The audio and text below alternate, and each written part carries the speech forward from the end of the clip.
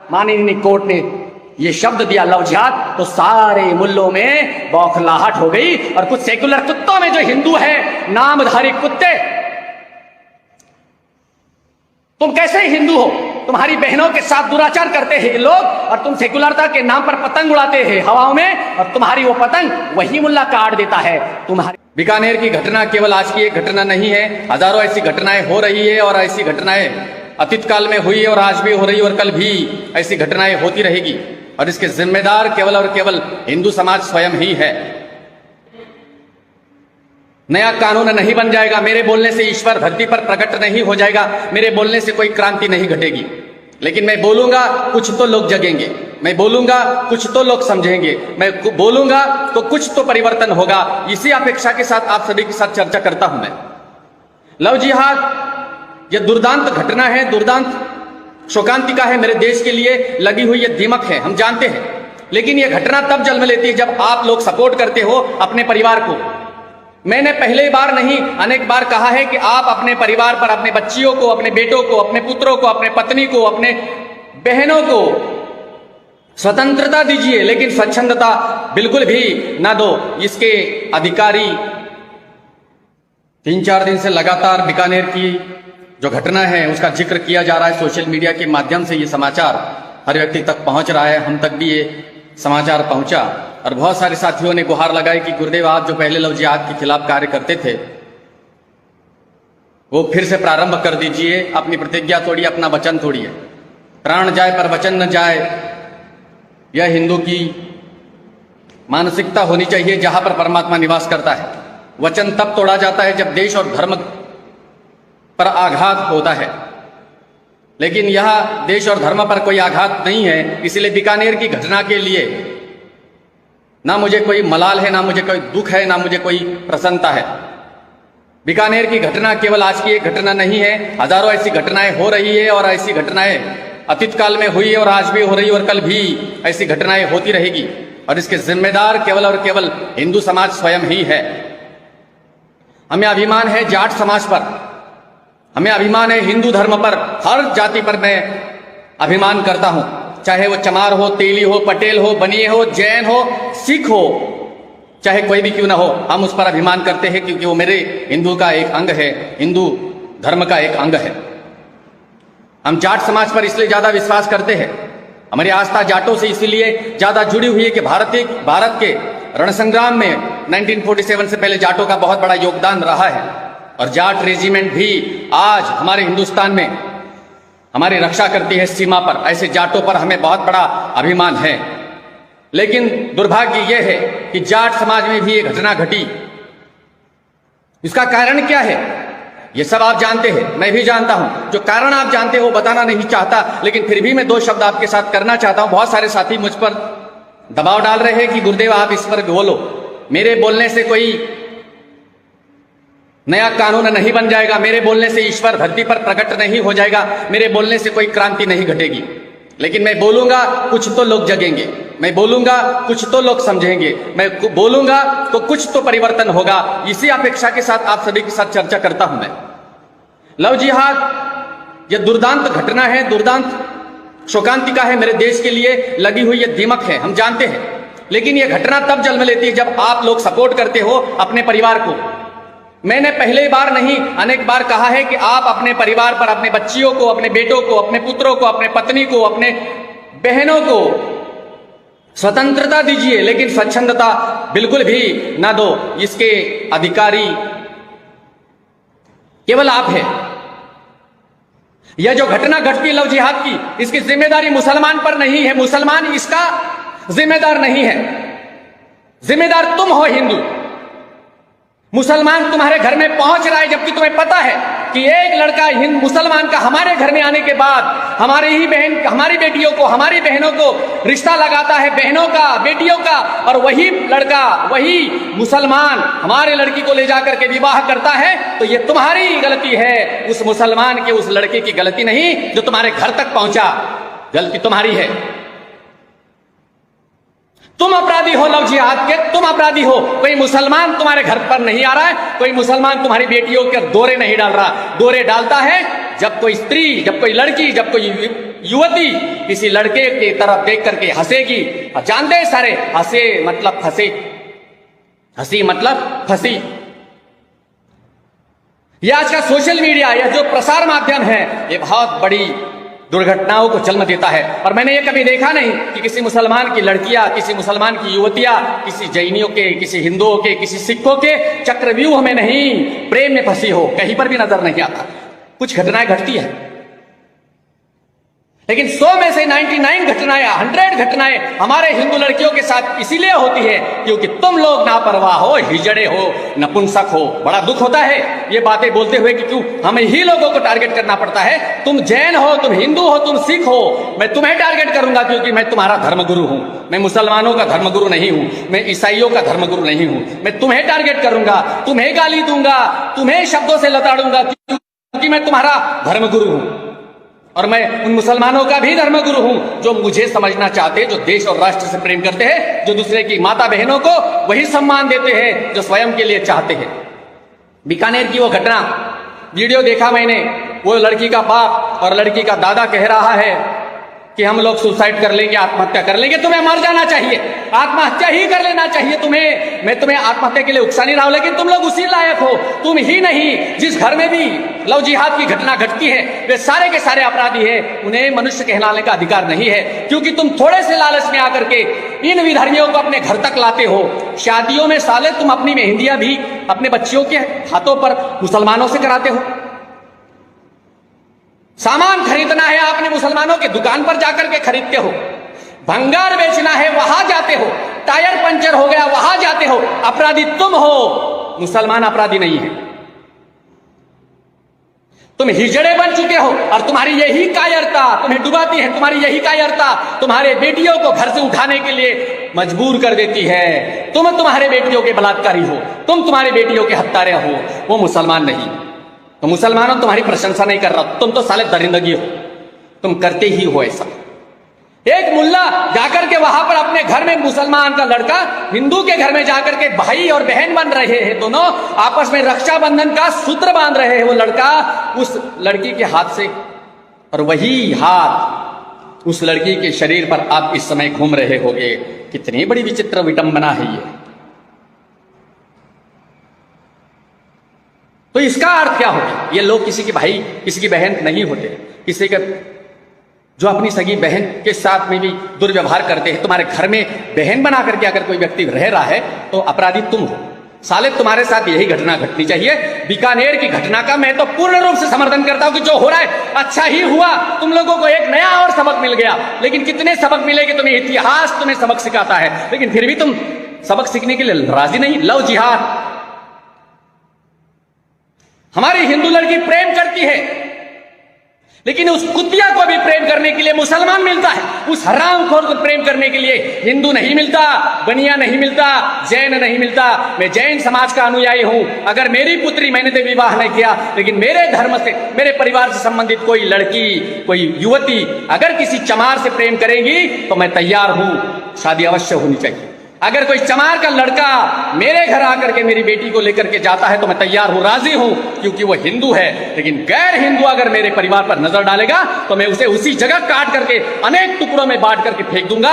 ये वो भी जानता है, इसीलिए हमारे पास कोई आने का सामर्थ्य नहीं रखेगा, क्योंकि हमारी बेटियां लव करती है, लेकिन लव उन विधर्मियों से करती है। यही दुर्भाग्य है हमारा। साले दांत नहीं टूटे दूध के और साले प्रेम करने जाते हैं। और तुम हिंदू इतने नालायक हो, तुम्हारे को जगाने का जो प्रयास करता है तुम उसकी आवाज बंद करने का प्रयास करते हैं। ऐसे कई लोग देख रहा हूं मैं सोशल मीडिया में भी, साले दांत नहीं टूटे हैं और बड़ी बड़ी बातें करते हैं फेसबुक पर। एक लड़की है छोटी, मैं उसका नाम नहीं लेना चाहूंगा, 15-16 साल की है, दांत टूटे नहीं अभी मुंह में से दूध के। कभी झांसी की रानी बन करके आती है, कभी गेटअप बना करके आती, कभी भगवा पहन करके आती है, ऐसी शब्दों में बोलती है जैसे सारी जानकारी है उसके पास। एडविना के साथ सोने वाले नेहरू जी, आपको एड्स हो गया था, ऐसे शब्द। एक 15 साल की लड़की जिसको अकल तक नहीं है, एड्स क्या होता है, वासना क्या होती है, सेक्स क्या होता है, इसकी जानकारी है जिस लड़की को नहीं है, वो आकर के फेसबुक पर बड़े बड़े तुर्रम जैसी बातें करती है। और यही लोग फिर सोशल मीडिया में अपनी बकवाद करके अपना परचम लहराने के बाद फिर उसका दुरुपयोग करते हैं। सावधान हो जाओ हिंदुओं, जिसका जो कार्य है वही कार्य उसको करना चाहिए। 15 साल की बच्ची है, दूध टूटे, दूध के दांत नहीं टूटे, और वो तुम्हें जगाने की बात करती है। अरे तू खुद तो पढ़ाई कर ले पहले। मैं सन्यासी हूं, मेरा धर्म है आपको जगाना, मेरा धर्म है यही राष्ट्र नीति जागृत करना, मेरा कार्य वो मैं करूंगा। लेकिन तुम लोग मूर्ख हो, ऐसे लोगों के अकाउंट पर जाकर के उन्हें प्रमोट करते, उनके वीडियो शेयर करते, उनके फोटो शेयर करते। ऐसे कई बकवाद लोग देख रहा हूं मैं, जिनके वजह से इन्हें केवल अपना नाम चाहिए। ये ऐसे मुद्दे पर हाथ नहीं डालेंगे। तो मैं यही कहूंगा, बीकानेर की इस घटना पर मेरा कोई विरोध नहीं, कोई समर्थन नहीं, और मैं लव जिहाद के खिलाफ कभी भी आवाज नहीं उठाऊंगा। ये मेरा भाषण केवल इसलिए है क्योंकि दिल की आग है और आपको मैं समझाना चाहता हूं। मैं ये नहीं बोलता कि बीकानेर की उस लड़की को न्याय, अरे न्याय क्या, अन्याय हुआ ही नहीं उसके साथ। कैसा अन्याय, कैसा न्याय। महंत हर्षद भारती स्वामी जी वंदे मातरम, उसके साथ कोई न्याय, उसका बाप बोलता है कि न्याय मिलना चाहिए मेरी बेटी को, हमको न्याय मिलना चाहिए। कैसा न्याय, अपराधी तू है। एक मुल्ले को अपने घर में ला करके उसी के हाथों ऊपर अपनी बेटी के हाथ से राखी बांध रहा है, उसको घर में खाना खिला रहा है, कुत्ते की औलाद सालक पेट छुआ रहा है, और वही लड़का तेरी बेटी को लेकर के जा रहा है, शादी कर रहा है, विवाह कर रहा है, निकाह कर रहा है, और अब तू रो रहा है सोशल मीडिया में अपनी जात और अपनी जाति का ढिंडोरा पिटवा करके मेरी रक्षा करो। तो नहीं, तेरी रक्षा कोई नहीं करेगा, तू तेरी रक्षा खुद कर। जो तुम्हारी इज्जत पर कटाक्ष करता है, तुम भीख मांगते हो हिंदुओं। अरे मेरी बहन, एक लड़का आया था मेरे पास कई साल पहले, मारा था मैंने उसे। देखो मैं सोशल मीडिया में बात बोल रहा हूं, डरता नहीं मैं। मेरे पास आया, गुरुदेव मेरे बहन का बलात्कार हो गया था, बिहार की घटना है, मेरी मदद करो, मेरी रक्षा करो। लड़का बड़ा पहलवान, अब उसके साथ क्या करना चाहिए। मैंने 2 लात मारी पहले तो उसके सीने पर, कहा कि अब तेरे में मादा नहीं है बहन की बलात्कार का बदला लेने के, तो मेरे पास तू क्यों आया। भोसड़ी के मुश्ताक अहमद, तेरी मैया उधर जाकर के खुदवा भोसड़ी के, यहां पर मेरे लाइव पर नहीं आना, मादर चोत समझना। मैं हिंदुओं को जगाता हूं, तेरी सालों तुम लोग अपनी मरवाओ मत मुझसे, ये बाबा बड़ा सही नहीं है, ध्यान रखना। मेरे से लड़ने की औकात तुम्हारी किसी के भी नहीं है। सामने आ जाए ना तो टुकड़ों में बांट दूं तुम्हें। साले गद्दारों, हिंदुओं के घर में जाकर के उनकी बहन बेटियों पर बुरी नजर डालते हो। क्या तुम तुम्हारी बहन के साथ सोने का प्रयास करो, ये सोते हो तुम, अपनी बहन के साथ सोते, अपनी मां के साथ सोते, हलाला कर देते। अभी अभी की घटना है, 4 दिन पहले एक मौलाना है, मुल्ला है, पता नहीं, अपनी ही बेटी के साथ शादी कर ली, बच्चा पैदा हुआ। अबे अपनी ही बेटी से बच्चा पैदा कर दिया तूने। अब वो बेटी जो बच्चा पैदा हुआ, तू कौन हो गया, उसका बाप, और बेटी होने के नाते तू उसका नाना हो गया। हरामखोर, तुम हमें ज्ञान सिखाओगे। तुम्हें कोई छत्रपति शिवाजी नहीं मिला इस कलयुग में, तुम्हें कोई खूंखार आदमी नहीं मिला इस कलयुग में, तुम्हें म्यांमार जैसा विराथू नहीं मिला, इसीलिए तुम बौखला गए हो। याद रखना, तुम्हारा अंत अब निश्चित है। कैसे होगा वो वक्त तय करेगा, बताएगा, और अंत निश्चित होगा तुम्हारा। लेकिन बोलेगे नहीं और बताएंगे भी नहीं कि कैसे होगा, लेकिन होगा, क्योंकि अति सर्वत्र वर्जित, ये मेरा धर्म बताता है। तुमने अति कर दिया, घरों में घुस करके लड़कियों के साथ दुर्व्यवहार करते हो, लव जिहाद करते हो, बेशर्मो। औकात है तो मर्दों के साथ लड़ने का प्रयास करो, औकात है तो 2 हाथ सामने करो। लड़कियों के इज्जत का खिलवाड़ करके उनके प्रेम का मजाक बनाते हो, नालायकों, शर्म आनी चाहिए तुम्हें। क्या तुम्हारे संस्कार यही है? यही है तुम्हारे संस्कार, इसीलिए तुम बेटियों के साथ दुर्व्यवहार करते हो। हमारा कोई हिंदू इस प्रकार से गंदी हरकतें नहीं करता। मैं हिंदू बेटियों को, हिंदू बहनों को हर बार लगातार कहता हूं, तुम्हें प्रेम करने के लिए हिंदू नहीं मिलता क्या? रफीक शक जाकर के तेरी मैया उद्वर खुदा मादर चोत, बहनचोद साले, तुम लोग मुझे नहीं जानते। पहले मेरे बारे में स्टडी करो, मैं क्या काम करता हूं, उसके बाद सालों मेरे को गाली देना यहां। और तुम गाली दोगे तो मुझे कोई फर्क नहीं पड़ेगा, तुम्हारी मैया खुदवा दूंगा। साले फेक आईडी बना करके अपनी खुदवाने आते हो, साले दुराचारी पापियों। तुम्हारा काम क्या है हिंदुस्तान में? जब हिंदुस्तान में 1947 पर आजाद हुआ मेरा देश हिंदुस्तान, मुसलमान और हिंदुओं के नाम पर, तो तुम यहां खुदवा क्यों रहे हो? साला मेरे देश का दुर्भाग्य, यहां नेता नहीं मिला उत्कृष्ट जो मेरे देश का संचालन सही ढंग से कर सके। आज योगी आदित्यनाथ मिला, आज शिवराज सिंह चौहान मिला, आज अमित शाह मिला, आज नरेंद्र मोदी मिला, इसीलिए तुम्हारे बिलों में साले बौखलाहट हो रही है। हरामखोरो, तुम्हारा अंत निश्चित है, कोई फर्क नहीं पड़ता। मैं तुम्हें बोलने के लिए नहीं आया, मैं हिंदुओं को बोलने के लिए आया। हिंदुओं पर टारगेट करूंगा मैं आज। हिंदुओं ध्यान रखना, तुम्हें टारगेट करने आया हूं। याद रखना, ये बीकानेर की घटना के हत्यारे तुम हो। उस लड़की के साथ क्या होगा आगे, ये तो ईश्वर जानता है। तो लड़की, हिंदू की लड़की, जैनियों की लड़की इन हरामखोरों से लव कर रही है, और लव के बाद ये जिहाद करते हैं। ये प्रेम करती है, प्रेम के फूल बरसाना चाहती है, गुलाब का फूल लेकर के जाती है उसके पास, लेकिन नीचे जो कांटे बिछे हुए हैं, ये लोग कांटों की तैयारी करते हैं। इसके अधिकारी वो लड़की है। इसलिए बीकानेर की जो घटना घटी है ना, इसके लिए न्याय की कोई जरूरत नहीं है। न्याय तो परमपिता परमात्मा करता है। तुम कौन से जज बन बैठे हो? यहां पर भीमटे, मिमटे, चिमटे, यहां पर आकर के हराम के औलादो, अगर तुमने थोड़ा सा भी गलत किया तो मेरे बच्चे तुम्हें पेल देंगे। हराम खोरो, वासना के कीड़ो, मां दर जातो साले, जाकर के तुम्हारी अम्मियां क्यों पाकिस्तान में नहीं खुदवाते हो? क्यों इधर अपनी अम्मियों के टांगे फैला करके हिंदुओं के नीचे आना चाहते हो? जिस दिन हमने लव जिहाद जैसा मसला प्रारंभ कर दिया, उस दिन तुम्हें तुम्हारी औकात पता चलेगी। लेकिन हमारे संस्कार, हमारी सभ्यता ये नहीं है कि किसी बहन बेटी के साथ दुर्व्यवहार करें। हम प्रेम करना जानते हैं, हम बलात्कार करना नहीं जानते। ये हमारी संस्कृति प्रेम की है। यहाँ बहनों का सम्मान किया जाता है। अगर ये एक बार किसी को बहन का रिश्ता लगा देते हैं तो उसके लिए प्राण देते हैं। ये है हिंदू की पहचान। ये नहीं है कि बहन बोलो और उसी के साथ सो जाओ। हराम के नाजायज औलादो, तुम इतना याद रखो, ये बीकानेर की घटना सामान्य घटना है, जिसको ज्यादा तवज्जो देने की जरूरत नहीं है। जाटो, मेरे जाट भाइयों, तुम्हारी बिरादरी की नाक कट गई। हिंदुस्तान में हिंदुओं की नाक कट गई। सरकार के पास गिड़गिड़ाने से कोई फायदा नहीं होने वाला। न्याय नहीं मिलने वाला, न्याय छीना जाता है। पालघर के साधुओं को न्याय नहीं मिला और ना मिलने वाला है। लेकिन औरंगाबाद में एक साधु ने न्याय कर लिया। दोनों हाथ में शस्त्र लेकर, तलवार लेकर अपनी रक्षा कर ली। न्याय ऐसे होता है, शस्त्र तुम्हें न्याय देगा। लव जिहाद, प्रेम करना गुनाह नहीं। यहां पर भगवान श्री राम ने भी प्रेम किया, यहां पर भगवान कृष्ण ने भी प्रेम किया, लेकिन वो प्रेम निभाया। छत्रपति शिवाजी ने अपनी पत्नी से प्रेम किया, वो निभाया। उनके सामने जब मुसलमान की एक लड़की को परोस दिया गया तो उन्होंने कहा कि मेरी संस्कृति नहीं है, उसे उसी तरह सम्मान से भेजो। ये है मेरी संस्कृति, ये है मेरा छत्रपति शिवाजी। और तुम नालायकों, लव जिहाद के नाम पर लड़कियों को बरगलाते हो, लेकिन दोषी तुम नहीं हो, दोषी साली ये लड़कियां है। केरला हाईकोर्ट, ये लव जिहाद का मुद्दा आया। लव जिहाद के बारे में बोलना चाहता था पिछली बार, मेरी आवाज रोकने का प्रयास किया। अभी भी आवाज रोको, कोई फर्क नहीं पड़ता। कितने लोग देखते हैं ये मायने नहीं रखता, क्योंकि सबको पता है लव जिहाद पर जब बाबा बोलना प्रारंभ करेगा तो आवाज रोकने का प्रयास किया जाएगा। करो, कोई फर्क नहीं पड़ता। लव जिहाद ये शब्द कहां से आया? एक लाइव टीवी डिबेट देख रहा था मैं, और एक मौलाना कहता है कि लव जिहाद शब्द कहां से आया? ये हिंदुओं ने मनगढ़ंत शब्द डाल दिया। लव जिहाद शब्द किसी हिंदुओं ने नहीं दिया, किसी नेताओं ने नहीं दिया। लव जिहाद ये शब्द केरला हाईकोर्ट ने दिया है। और जाकर के गूगल सर्च करो, जाकर के खुद किस केरला के किसी वकील से पूछो, या फिर मेरे वकील साहब नरेंद्र मिश्रा से पूछो, जानकारियां उनके पास अधिक है।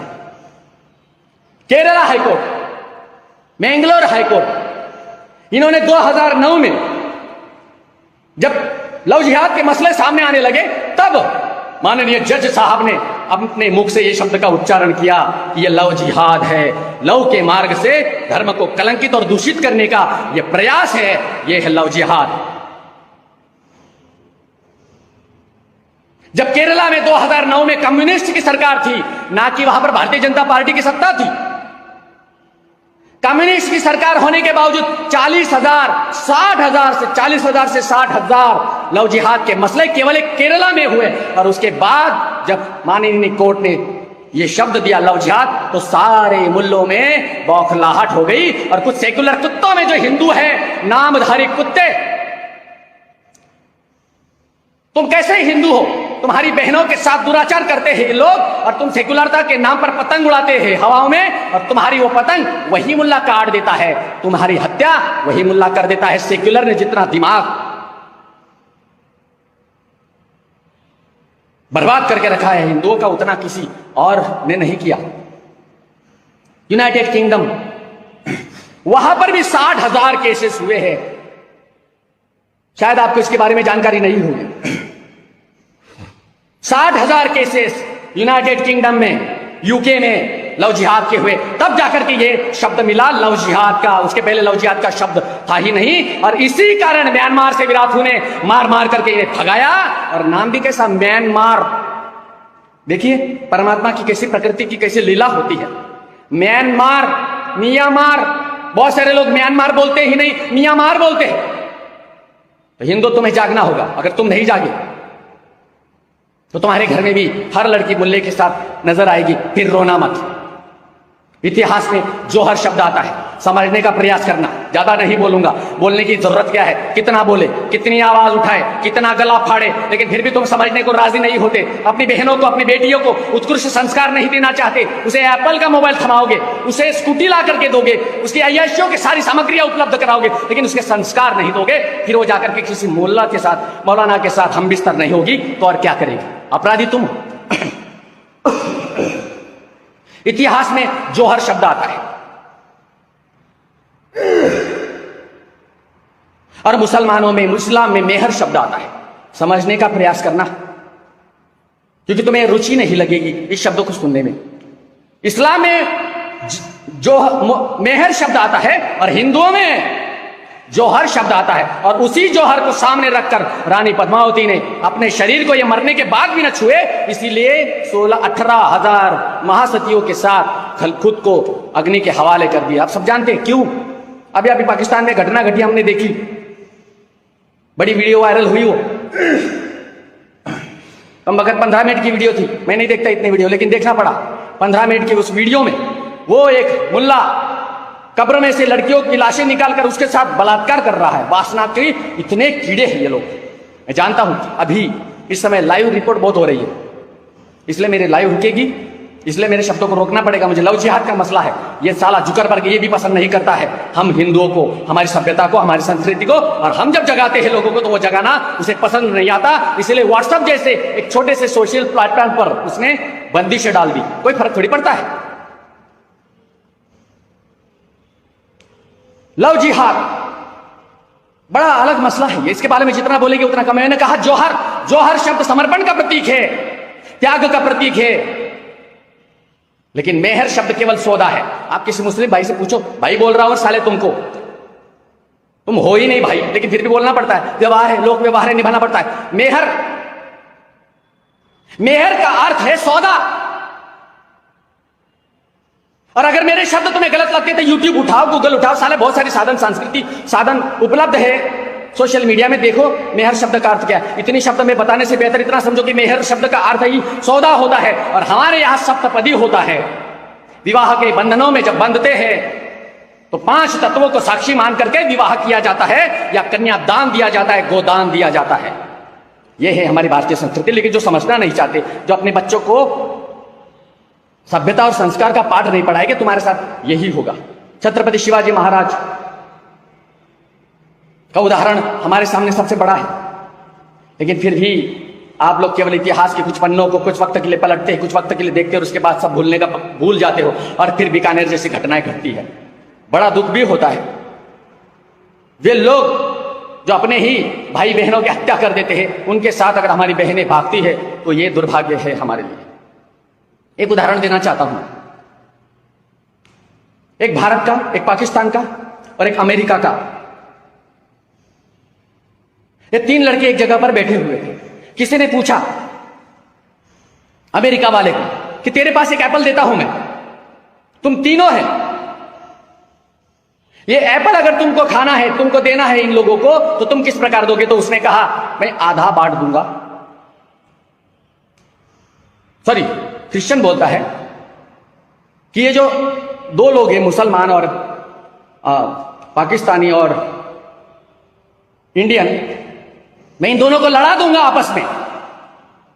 ये लोग लड़ेंगे और एप्पल जो एक पड़ा हुआ है वो मैं खा लूंगा। फिर दूसरे से पूछा, जो पाकिस्तानी था मुसलमान, उसको पूछा कि ये जो एप्पल है उसके 3 हिस्से कैसे करोगे? तो उस मुसलमान ने कहा कि मैं इसको दोनों को मार दूंगा, एक भारतीय को और अमेरिकन को मार दूंगा, और जो एप्पल पड़ा है वो मैं खा लूंगा। फिर तीसरे जो भारत का था उसको पूछा, तुम तीनों हो, तुम कैसे बांटोगे इस एप्पल को? तो उसने कहा कि मैं 3 हिस्से बराबर बराबर करूंगा और इन हम तीनों उसको खा लेंगे। ये है हमारी संस्कृति। एक काटना सिखाता है, एक विभक्त करना सिखाता है, विभाजन करना सिखाता है, और लोग उसके साथ ताल में ताल मिला करके बैठे हैं। मैं सभी जाट भाइयों को दिल से प्रार्थना करूंगा, न्याय नहीं मांगो, न्याय छीनना पड़ता है। ये कलयुग है, ये पंचम काल है, और इस युग में न्याय की भीख मांगना अपराध है, क्योंकि न्याय नहीं मिला। 550 वर्ष से भी ज्यादा का समय लगा हमारे न्यायालय के द्वारा भगवान श्री राम को आजाद करने के लिए। जब 550 वर्षों में अनेकों लोगों ने बलिदान देने के पश्चात जब राम जन्मभूमि का, राम मंदिर का निर्णय लिया जाता है, यहां दुर्भाग्य है। इसीलिए न्याय पर विश्वास रखो, ईश्वर के न्याय तुम खुद करो, न्याय मत मांगो जहां न्याय नहीं मिलने वाला है। और वो जो भिखारी बीकानेर में बैठे हुए माँ बाप उस लड़की के, उनको यही कहो कि तुमने योग्य संस्कार नहीं दिए, मुल्ले को तुमने अपने घर में लाया, सजा अब तुम भुगतो। जय श्री राम, वंदे मातरम, भारत माता की जय। मुल्लो तुम सुधर जाओ, मेरे आईडी पर आकर के अपनी खुद बना मत। अगर मैंने दिमाग में बसा लिया, तुम्हें पकड़ लिया, तो मैं हाल बहुत बुरा करता हूं। निकलो यहाँ से। मैं केवल हिंदुओं के लिए बोलता हूं, हिंदुओं को जगाने की बात करता हूं। तुम हिंदू हो क्या? है तो हिंदू ही हो, तुम है तो हिंदू ही हो साले, पैदाइशी हिंदू होते हैं, बाद में होता है, पैदाइशी हिंदू हो तुम साले। तुम लोग समझ में नहीं पा रहे तुम्हें कि तुम्हारे पूर्वजों को तलवारों तब उठाई गई जब तलवारों का डर था। आज तो वो नहीं रहा ना। आज तो तुम्हें समझ में आ रहा है कि तुम कौन हो। जब तुम्हें ये इतना समझ में आ गया तो समझ लेना कि तुम देश के साथ वफादारी करोगे, हमारे शब्दों को समझने का प्रयास करोगे। केवल भोग और वासना सब कुछ नहीं होता है, प्रेम बहुत कुछ होता है। तुम प्रेम की परिभाषा नहीं समझते। तुम्हारी शिक्षा ही, तुम्हारा जन्म ही वहां से प्रारंभ होता है जहां वासनाओं को ही तवज्जो दी जाती है। हमारे यहाँ वासना नहीं, प्रेम को तवज्जो दी जाती है। इसीलिए हमारी संस्कृति में भगवान श्री राम पैदा हुए, भगवान कृष्ण पैदा हुए, जिन्होंने राधा का साथ जीवन के अंतिम क्षण तक प्रेम निभाया। हम बिस्तर उनके साथ हो जाते हो जिस द्वार से तुम निकले हो। समझ के समझ को समझो। समझना भी एक समझ है। समझ को जो ना समझे मेरी समझ में वो ना समझे। जय हिंद।